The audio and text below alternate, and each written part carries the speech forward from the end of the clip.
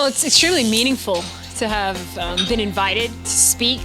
And at first, when I was invited, I looked up the foundation, and I was obviously inspired really by what Mr. Lofton is doing with the foundation. And then as I began to read more about it, I knew that I wanted to be a part of it, and became honored to get a chance to share my story, but kind of be involved in this whole vision of changing lives for the better in the community that we live in. I have the opportunity to speak, as I mentioned, all over the place, but rarely do I get a chance to really impact the community that I live in.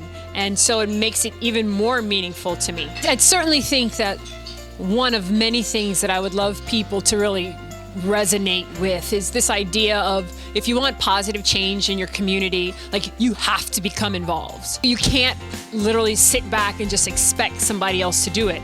It was very fitting that the theme of this luncheon was becoming your own author, writing your own story, right? And it's meaningful because we have the ability to do that. In the media, every single day, you see somebody else writing our story, saying how we are going to act, how we are going to respond.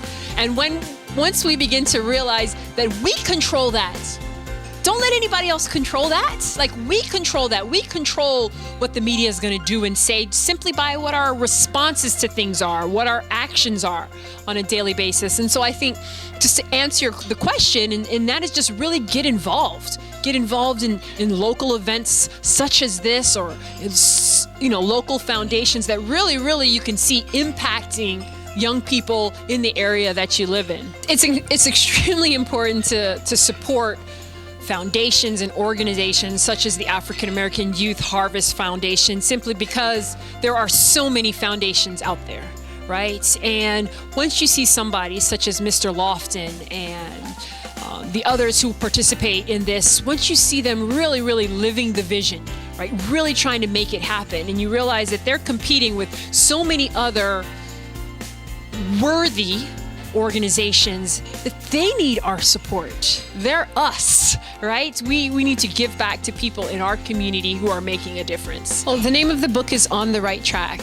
and it was written in response to people trying to tell my story, right? And that's the story that the world heard through the media. And so I wanted to take control of that story, and for people to really see that, yeah, certain poor choices had been made by myself, but this is why. But now, even moving forward, how do you move on once you fall so low, right? Do you just stay there in the depths of despair, or do you pull yourself up and try and rewrite everything about your future? And generally, that's what it's about. I certainly touch on certain topics of my Take a Break message, which is that when and before you make key decisions in your life, you really think about the consequences of your choices, and that makes it a lot easier, I think, to make a really positive choice.